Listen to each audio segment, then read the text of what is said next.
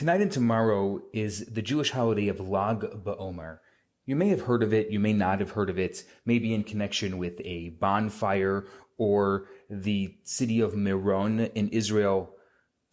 But since it's a holiday that a lot of people don't know about, I figured I'd talk about it today. So, as you probably know, we're in the middle of a 7-week period of counting as we re-experience the Jewish people's excited journey from Exodus from Egypt to the receiving of the Torah on Mount Sinai. That counting lasts 49 days, and the 50th day will be Shavuot, which is the receiving of the Torah. So today is Lag Baomer, which literally means the 33rd day of the Omer, the 33rd day of the counting period.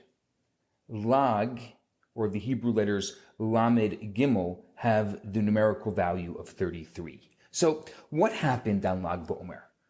There are two main events. Number one, it's the anniversary of Rabbi Shimon Bar Yochai's passing. Rabbi Shimon Bar Yochai was a great Talmudist and the author of the Zohar, the seminal book of Jewish mysticism or Kabbalah. He left instructions that on the day of his passing, it should be commemorated with joy and celebration rather than with sadness, as is customary when someone passes. After all, a person passes away, he said, when they fully completed their life's mission.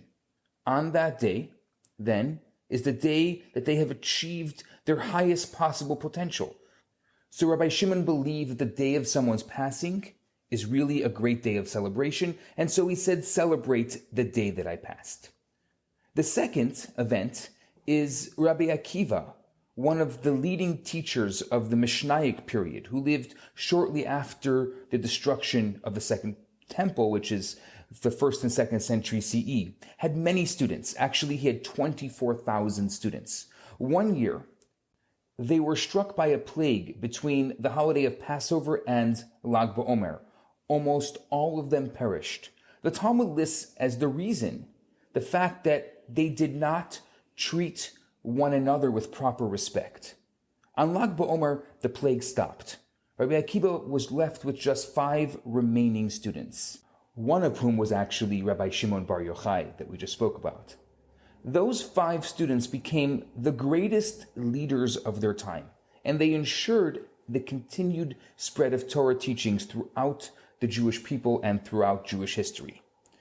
The Rebbe poses an interesting question to the story.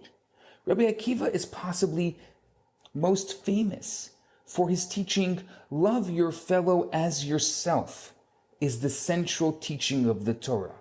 For anybody to be called a student of Rabbi Akiva, they must have taken this central dictum to heart. How could students of Rabbi Akiva not treat one another with proper respect? That's what he stood for. That's what their teacher stood for. To keep a long story short, the interpretation offered by the Rebbe is like this. Every human being is unique. We each have our own perspectives, our own method of understanding, and our own grasp on things. When Rabbi Akiva's students heard this teaching, each one focused on another aspect or dimension of the thoughts he was presenting.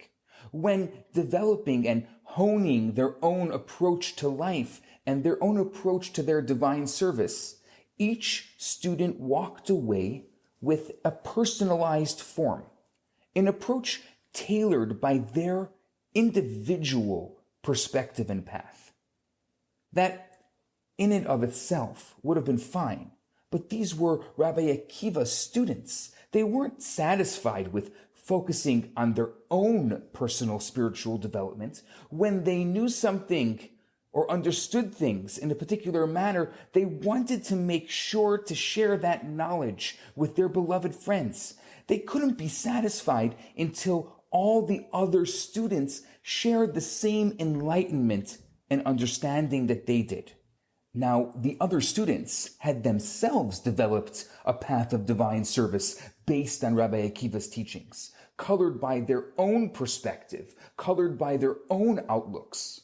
They weren't ready to dismiss that in order to accept some other student's personal approach. Now, this problem was by no means unique to Rabbi Akiva's students.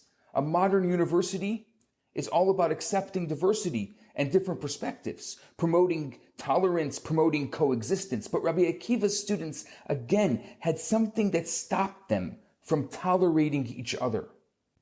As students of Rabbi Akiva, they were permeated by the value of truth.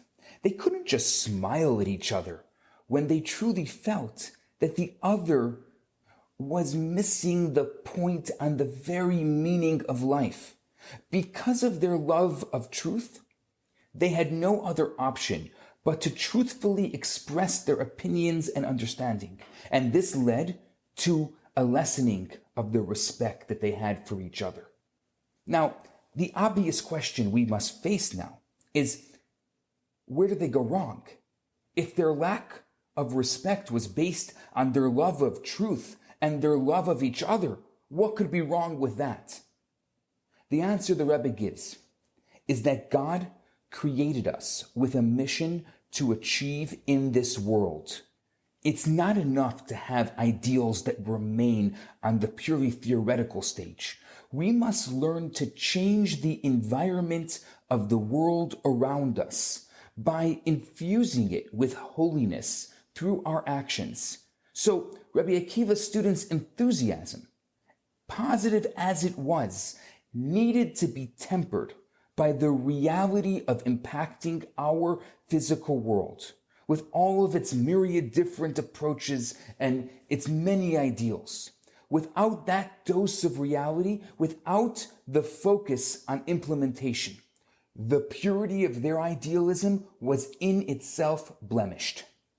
I'm Rabbi Yisroel Bernath. Have a very meaningful and uplifting Lag BaOmer.